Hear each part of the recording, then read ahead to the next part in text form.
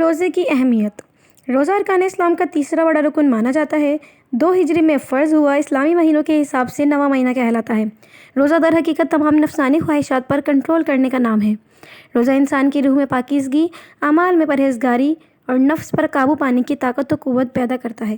صحیح بخاری میں آتا ہے، جس نے جھوٹ بولنا اور اس پر عمل کرنا نہیں چھوڑا، اگر روزے کی حالت میں کھانا پینا ترک کر دیا ہو تو اللہ تعالیٰ کے نزدیک اس کی کوئی قدر نہیں۔ گویا روزے کا مقصد افعال بد سے بچنے اور دل میں خوف خدا کو ہمیشہ کے لیے اجاگر کرنا ہے۔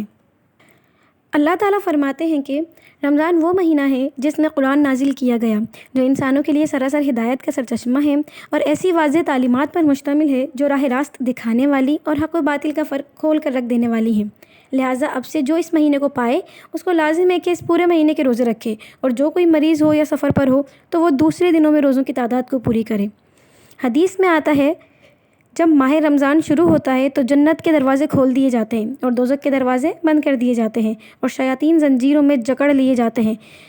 قرآن میں اللہ پاک فرماتے ہیں، اے ایمان والو، تم پر روزے فرض کر دیے گئے ہیں جس طرح تم سے پہلے انبیاء کے پیرووں پر فرض کیے گئے تھے، اس سے توقع ہے کہ تم میں تقوی کی صفت پیدا ہو۔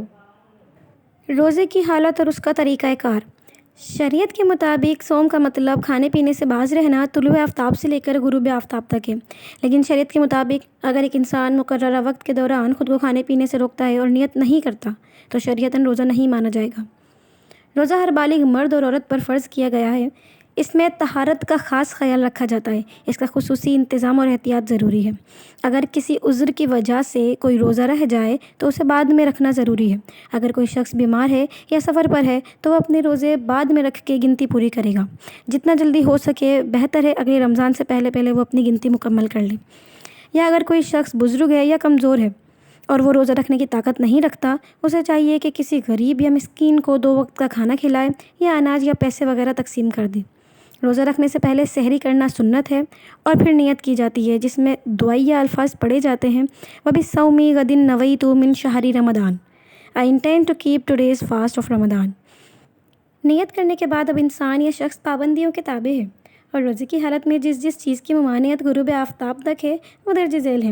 کھانے پینے سے باز رہنا، سگریٹ پینا، جھوٹ بولنا، دوائی لینا، ازدواجی تعلقات قائم کرنا، گالی دینا، یہاں تک کہ انجیکشن لگوانے سے بھی روزہ ٹوٹ جاتا ہے۔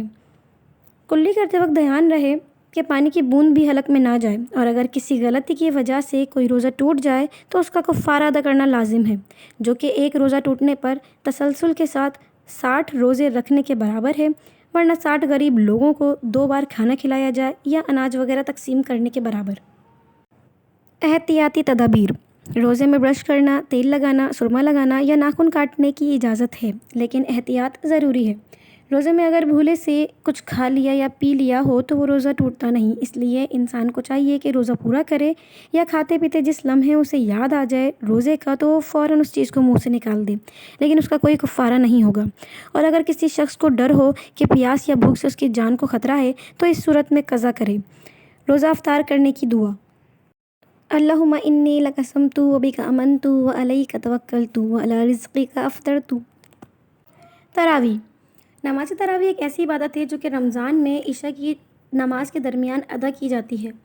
بخاری و مسلم کی حدیث کے مطابق نبی پاک صلی اللہ علیہ وآلہ وسلم نے لوگوں کو قیام اللیل کروایا اور اس کی ترغیب دی، لیکن تراویح کے فرض ہو جانے کے خدشے کی وجہ سے آپ صلی اللہ علیہ وآلہ وسلم نے فرمایا، مرد حضرات کا فرض کے علاوہ تمام نفلی نمازیں پڑھنا سب سے افضل اس کے گھر میں ہے۔ اللہ تعالیٰ کے نبی صلی اللہ علیہ وآلہ وسلم کے پیچھے پڑھنے اور مسجد نبوی میں بھی پڑھنے سے بہتر نفلی نمازیں اس کے گھر میں ہیں، لہٰذا تراویح نفلی نماز یا سنت موقدہ سمجھی جاتی ہے۔ مختلف علماء کرام کے مطابق کہیں 8 رکعتیں، کہیں 12 اور کہیں 20 رکعتیں پڑھنے کا اہتمام کیا جاتا ہے۔ اعتکاف۔ مسلمان رمضان کے آخری 10 دنوں میں اعتکاف کا اہتمام کرتے ہیں، جس میں مسلمان مرد حضرات مسجد میں اور عورتیں گھر میں کسی خاص جگہ کو منتخب کر کے ٹھہرتے ہیں۔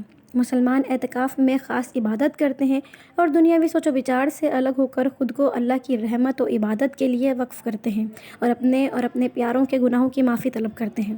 رمضان کا مہینہ نہایت ہی رحمتوں اور برکتوں والا مہینہ ہے، لہٰذا جو انسان رمضان کے مہینے کو پائے اسے چاہیے کہ وہ اللہ کی بے حد عبادت کرے اور اپنے تمام گناہوں کی معافی طلب کرے۔ اللہ پاک تمام امت مسلمہ کو ماہ رمضان کے تمام روزے رکھنے کی ہدایت اور توفیق عطا فرمائے، آمین۔